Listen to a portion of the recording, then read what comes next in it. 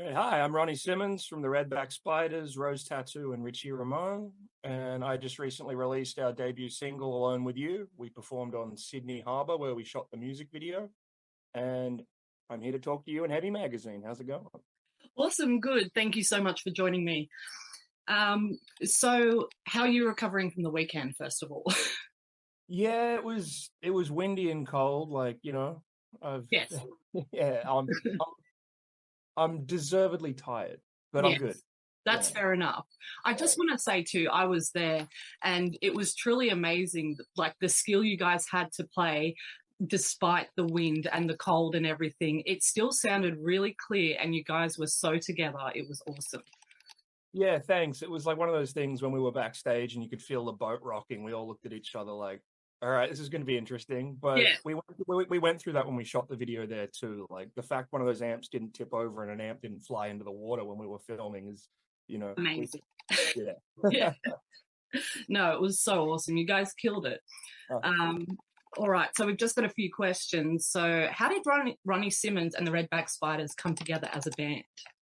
well, I'd been living in Hollywood from end of 2013 to 2014 till the start of 2023. And when I moved back, when Angry Anderson asked me to join Rose Tattoo, I'd been working, playing for Richie Ramone from the Ramones and playing guitar in Faster Pussycat. Then Bob Spencer from the Angels left Rose Tattoo, and Angry called me and said, "Hey, do you want the gig?" So in order to do so, I had to relocate back to Sydney, where I'm from originally. And when I got back, I'd been working on this album that I made. I started writing it years ago, and in between touring in 2022, I managed to record it in LA. The record was getting mixed, and I wanted to put a band together to play these songs because, there's very few bands that can tour 12 months out of the year, 365 days a year. So, now that I'm back in Australia, I wanted to put this together as a band. All the guys in the group, we all go way back, and it didn't take too long catching up with, because I hadn't been in Sydney, I hadn't lived here for 10 years. Yeah, So, in the process of catching up with everyone and reconnecting, it didn't take long until it was like, all right, these are the guys, let's get in a room. And, we rehearsed and got it together, and now here we are. far out. Between the Redback Spiders and Rose Tattoo, how do you find time to do anything? I just make time because, like, my 2022, I spent 3 weeks out of the whole year actually sleeping in my own bed. I was playing in Richie Ramone and Faster Pussycat and Frankie and the Studs with Frankie Clark. And I literally went tour to tour to tour to tour. And so it's one of those things, I'm used to operating at a high octane level like that. So Yeah, if anything, juggling Rose Tattoo and the Redback Spiders is, it's a little easier because, in touring Australia, we basically do weekends, whereas, I've had 10 years of, 3 months at a time on a bus or, far flying out. around the world. So it's manageable for me. Yeah, yeah, far out. I just cannot imagine, but good job. What are some of your major musical influences and how have they shaped your sound? Well, I'm very fortunate that my resume now kind of, reflects my record collection. Like the Ramones, Rose Tattoo, Faster Pussycat, they were all really big influences on me when I was starting out, as well as, I was raised on the easy beats and the Aussie rock classics, AC/DC, Rose Tattoo, of course, Kiss, the Sex Pistols. It's like a mix between Australian rock and punk rock. And it's this record, I kind of got back to my roots a bit. I started off like a punk kid growing up in Newtown and, you know, factor in 10 years of living in Hollywood on the Sunset Strip, playing in a band like, Faster Pussycat, as well as touring the world with, Richie Ramone from the Ramones, like one of my biggest influences. You kind of stir all that together and, put in my sense of humor and you get the Redback Spiders. Yeah, yeah. Do you often get, just based on your look, do you often get people coming up to you and saying anything about how much you resemble one of the Ramones or anything like that? Oh yeah, yeah. It was funny when I first met Richie Ramone at Cantor's Deli in Hollywood. He was one of the first people I met there. Yeah. And my manager at the time introduced us, and we were sitting there having dinner, and it was just really funny us sitting opposite each other, and I could tell he had this look on his face of just like, what Yeah. the heck? And I was on stage with Rose Tattoo in Adelaide, and Angry was introducing me, and someone went, "You stole him from the Ramones," and he shot me a look like, Sorry. but it's no different. If you look back to early photos of, even Rose Tattoo, Mick Cox is someone I look up to. It's like, this look is, I've kind of looked this way since I was about 14. Yeah. Wow. Gee, that's awesome. Maybe a little more tattoos now, but that's all right. Yeah.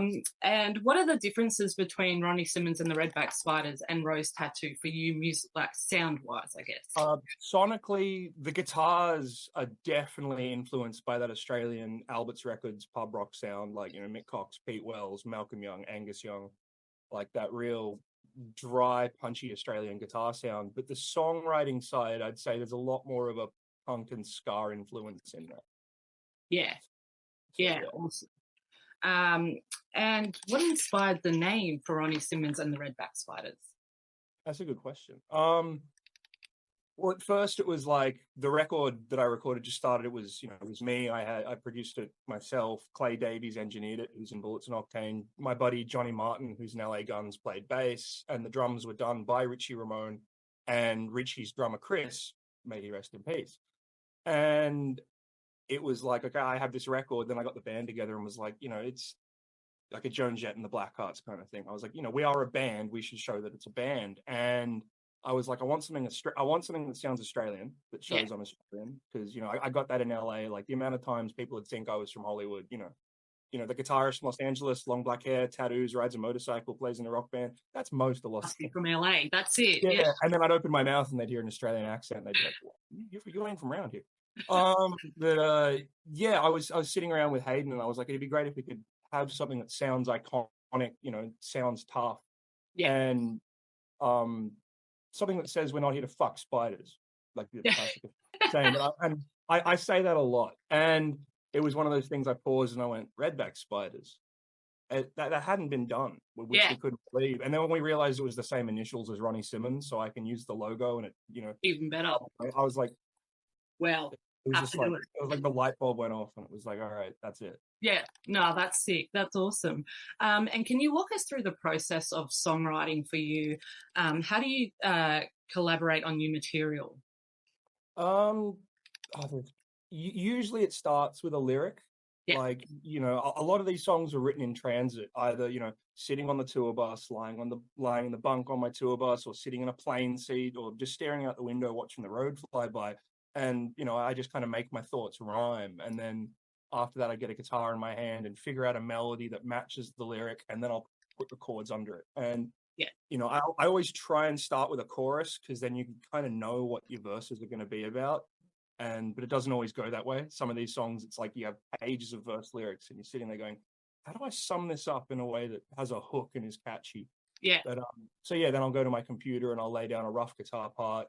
I'll program the drums. I like having, there's certain bits that'll accent riffs or support lyrics. Like, the melody is definitely the focus for me. And then I'll demo it, give it to the band, and take it from there. So it's all you. Like it's at this point in time, yes. Yeah. Far out. Because this record was done before I even moved back here. So it's just been a process of, mixing it, mastering it, and getting it ready in amongst my Rose Tattoo schedule. Yeah. So, what happens down the track, because the other bandmates like Hayden that's on guitar, Ando, Chip, Tommy Hills, like me and Hayden especially, we go way back, and he's a phenomenal songwriter. So, the future's unwritten, so are those songs. So, album 2, who knows? But at this point in time, it was all me. All right. Good job. How do you decide on the themes and messages in your songs? It's more a matter of deciding whether I want to share what I've written after it's been done. It's the thought pops into my head, and I'll go, how can I make this rhyme? And it's trying to usually put a positive spin on sometimes things that might not have been so positive. Like it's very rare that I'll sit down and write a very cheery song at its core. Like you take the music away, and if you read the lyrics just without the melody, it's like, man, some of these are kind of dark. But it's that's the process. It's like, how do I take the negative and spin it into a positive? And if I can make it rhyme and get a chuckle along the way, then that's cool. Fun. Yeah. And can you tell us about your latest release? What was the inspiration behind it, and how was the recording process? Alone with You, it's like a rock and roll touring love song, really. Like that was written in transit, like I said, in the tour bus, in the van, on the plane, and it's kind of making that lifestyle rhyme and relate because, if being a touring musician is hard, and it's one of those things, like I said, in Australia, you're doing weekends and you're back during the week. When, touring the States and the rest of the world, like I've done tours where you're gone for months on end. Non-stop. And, trying to maintain a relationship with anyone, Yeah. be it romantic or even with your family, like you just might as well take out your phone and type "I miss you too," because that's basically it. It's just, where Sweden's great, miss you too. Yeah.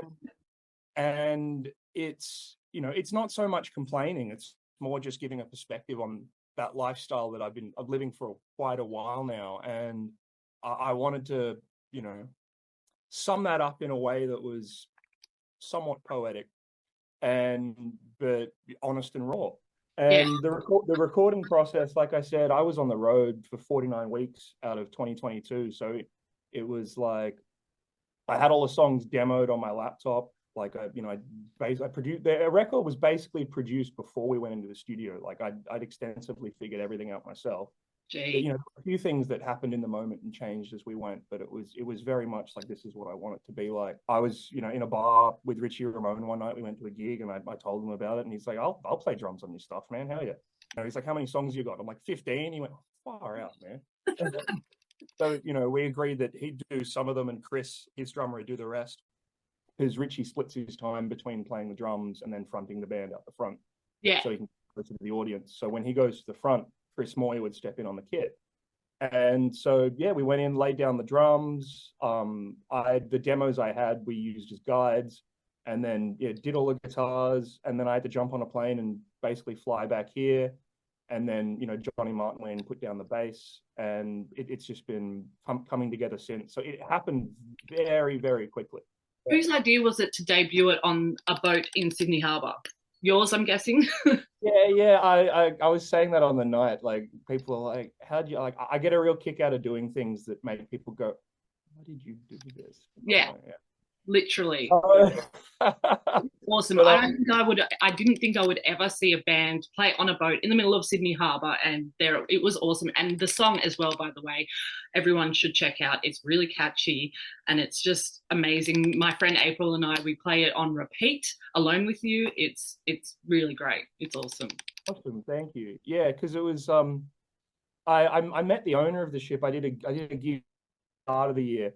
And we got chatting. He turned out to be a huge Aussie rock fan, like loves Rose Tattoo. And I was just like, oh, cool. And I mentioned that I've got a new single coming out and I need to do a music video. And he was like, you can do it here. So it was like, all right. So once we shot the video on the boat and they do events on the boat, it was just like, well, let's make the video and the launch like an immersive experience where then people that come get to experience what we did in the music video, but live. And so that's how it kind of all came together. So awesome. Are there any songs on the album that have a special meaning or story behind them? Oh, pretty much all of them. It's like I've covered Alone with You. You'd Think I'd Learn is probably my favorite lyrically. And like I said, I grew up a little punk kid in like the inner west of Sydney, like punk squats and punk gigs around Newtown, St. Peters in like the early 2000s. And all the guys I grew up with, I was the Ramonesy kind of punk, everyone had a mohawk. No. Yeah. And there was this one guy that had a stick and poke tattoo that was like the length of his arm. And it said, "You'd think I'd learn." And he must have done it himself with like a safety pin and a biro. It was so bad that I've never forgotten it. And I was like, that's hilarious. I got to get a song out of that. Yes. And in my travels and over the years, like being a big advocate, like, because I love the Ramones, but there are certain people along the way that can look down their nose at 3-chord, oh, they only know 3 chords, oh, it's really simple.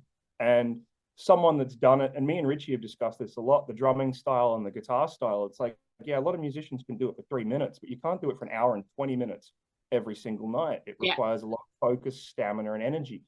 And keeping it simple doesn't mean it's stupid, and complicated doesn't mean it's fun. That's right. I learned they're the lyrics, and it was kind of like I'd been through a breakup years ago, and it was like when I was writing the song, it was like I kind of combined the two sentiments of like, that view of this music I love that's, viewed as simple, and me going, well, complicated doesn't mean fun. And so there's a lot of entendre in there. Yeah. And, I was very fortunate. One of my mentors and closest friends was Paul Wazine of the Screaming Jets. And we used to write together a lot. And, up until he passed away, we'd keep in touch. And when I was in the States, be sending each other songs. And he always pushed me to write my own songs. And we'd discuss like, the joys of getting a double entendre, a triple entendre, or a quad entendre into a lyric. So there's a lot of things in there that, I'm not going to give it away. That's for the listener to figure out. But yeah, awesome. And I think it's really creative and smart if you're able to not just do one double entendre, but, just and really think about your lyrics, and when you've written them down, and then go, okay, how can I make this, even more elevated and change things? And yeah, really cool. That's exactly it. Like, it's like the famous screaming, like another Paul Wazine lyric, if I knew what I know and if I'd said what I meant. Yeah. And it's at face value, it's so simple, but then it's like a slow burn. You're walking away, and a minute later, you're like, wait a minute. Yeah. That's really clever. And things like that, where, the first listen of the song, you might just go, okay, that was that rhyme. And then you listen to it again and again, and it's like, you're discovering Easter eggs, and, you're like, oh, wow, does that mean that? And, Love that. And how do you feel your music has evolved since you first started? Are there any significant changes in your style or approach? Yes and no. Like, definitely, like when I started out, I was barely 15 years old, and my bandmates were, pretty older than me. And I was very green. Like, I got a lot of experience very quickly performing in pubs and getting in front of people. But as far as songwriting is concerned, like, I hadn't had that much life experience to really make rhyme. So, I think therefore I am. You only know what, you know. And so over the years, gaining more experience in the craft, not just, performing, but touring, working in the studio, seeing the world, working with people, having things happen in life, like that definitely elevated the process. And now I've done my 10,000 hours, and I definitely have a lot more focus in knowing what will work and what won't work, and and how to get there. But like I said, this record's a real return to my roots. It's kind of fun. It's kind of like going back to where I started, but now with this new tool set. Awesome. And is there a particular performance that's been most memorable to you? And it doesn't have to be with Ronnie Simmons and the Redback Spiders. It can be with Rose Tattoo. And why was that a memorable experience? Oh, there's been multiple ones. Like, I'll never forget like playing the Bowery Electric with Richie Ramone on the Lower East Side in New York City, right next door to where CBGB's used to be. That was really, really cool. Monty Melnick, who was the famous Ramones tour manager for their career, introduced us. Like, I got to, me and Chris Moy were sitting backstage watching them talk about the old days before we went on, and I was like, this is insane. And also, like, I played on Broadway with Faster Pussycat. That was really cool. Like, we were touring with LA Guns and Tom Kiefer, and pulling into Times Square on a tour bus. It's something I remember just sitting there going, not many people get to do this in their life. This is pretty special. And the crowd were amazing. But also, like my first show with the Redback Spiders, because I'm known mainly for being a guitarist, which has, been my bread and butter for so long. And in this band, I'm up the front singing. So it's nice to know that there are still firsts for me. And that was really, really, really fun and memorable, especially to have such a positive reaction in my hometown. In the spirit of hometown, definitely my first show with Rose Tattoo. Like, we played Tattoo RSL on Oxford Street, and back in our teenage years, Oxford Street was kind of like one of the hangouts, so it had come full circle. The PA blew up in the second song because we were so loud, and then the power came back on. It was a real rock and roll trial by fire. It was cool. Oh my gosh, the experiences, I'd love to get into your head and see all of them. I'm sure there's lots. How important is the connection with your audience during live shows, and do you ensure that you maintain that connection? How do you? Oh, it's very important. Like, to not get on stage and bring it, so to speak. That I I relate it to like a drummer getting on stage and not bringing their cymbals. It's like it's a part of it, and I definitely love being up there. Like people ask me, "Are you nervous?" It's like the 23 hours leading up to getting on the stage is the chaos. It's like I know that I'm comfortable up there. Like that I can handle. It's all the other variables that are stressful. Definitely, like my attitude is if people have taken money out of their pocket to come and see me, I want to give them their money's worth. Like, No, it's and I said that on stage at the launch. It's like if it wasn't for you guys, we wouldn't be here. Like I'd be playing to no one. That's really, really important. That's awesome to hear. Where do you see the band in the next 5 to 10 years? That's a really, really good question because Angry has put an expiry date on Rose Tattoo at 50 years. He wants to do 1976 to 2026. Okay. So until then, I'm a tat. I'm a full band member, and I'm based back here. Yeah. Having lived in the States for 10 years, everyone's asking me, so what are you going to do when you go? I don't have a crystal ball. Like I say to a lot of people, what are you doing in 2 years? You don't know. Yeah, who knows? Like, but ideally, I'd like to build something authentic, credible, and stylish that I can continue to do. Yeah. Where I'll be based, I don't know yet. But ideally, I'd like to build the Redback Spiders into a legitimate touring act that I can sustain and keep making records and tour with. Yeah. And do you have any advice for aspiring musicians who are trying to make a name for themselves in the industry?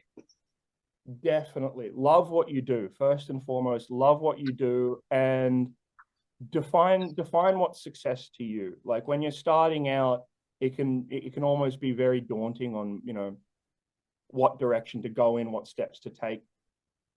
Whatever your instrument is, whether it's playing guitar, bass, drums, singing, anything, learn your craft inside and out. Like learn the rule book so you know which parts of the rule book to burn. Like when your instrument almost becomes a part of you, that's what you want. But it's not easy. Like you have to have thick skin. Like people will tell you to get a real job, and and you got to do what you got to do to survive and move forward. But keep your eyes on the prize and understand. Don't take advice from people that haven't done what you want to do. Like you don't ask a house painter on advice on how to service your car. Yeah. So why would I take advice from an investment banker on how to be a professional musician? Exactly. Like, and of course, people might instill this advice in you from a caring place, but it's definitely important to remain focused and really love it because it's not going to be easy.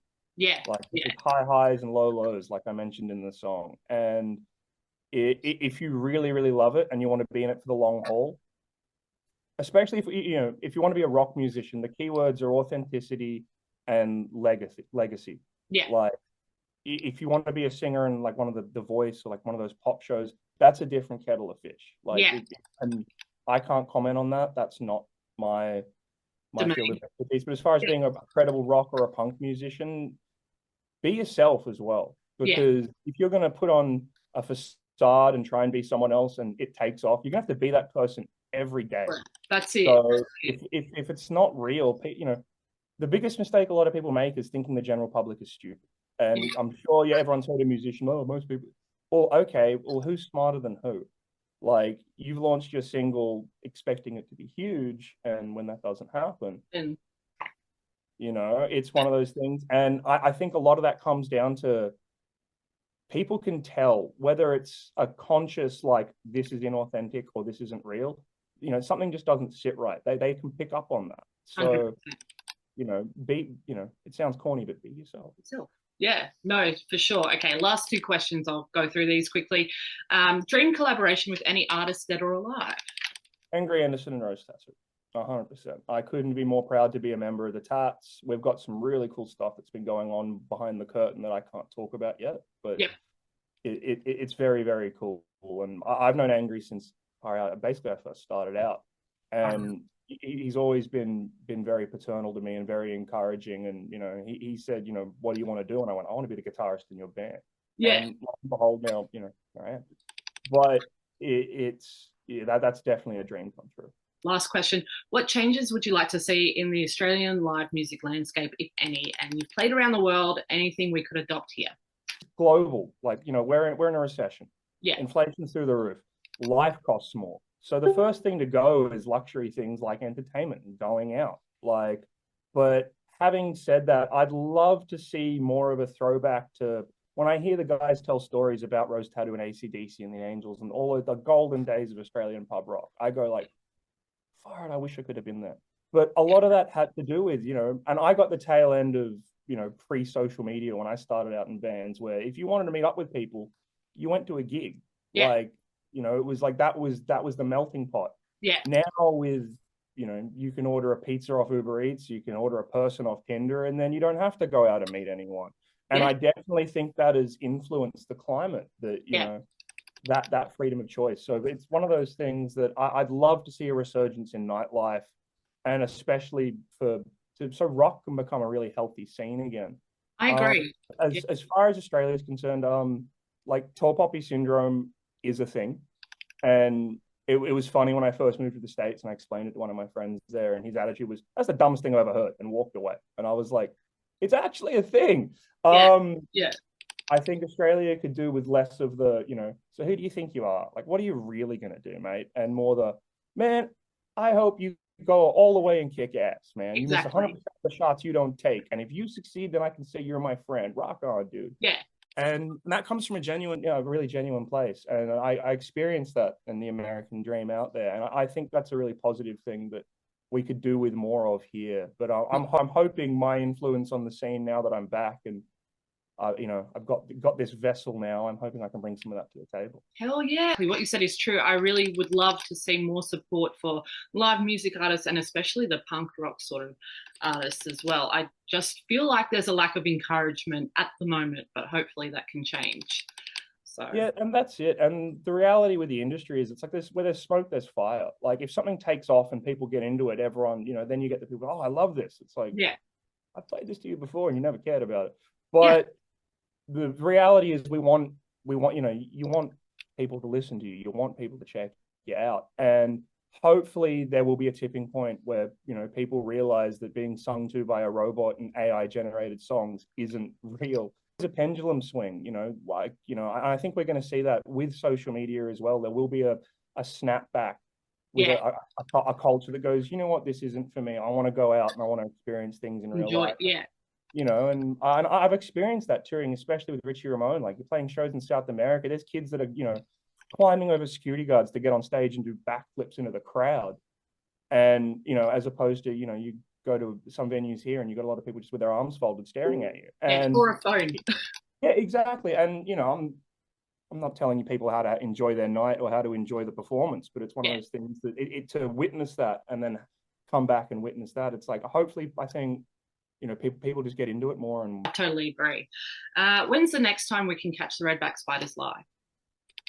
That's a very, very good question. We're in the process of locking in some tour dates for Queensland, Victoria, and a Sydney show as we speak. And they will be live on our website, Ronnie Simmons and the redbackspiders.com, hopefully this week.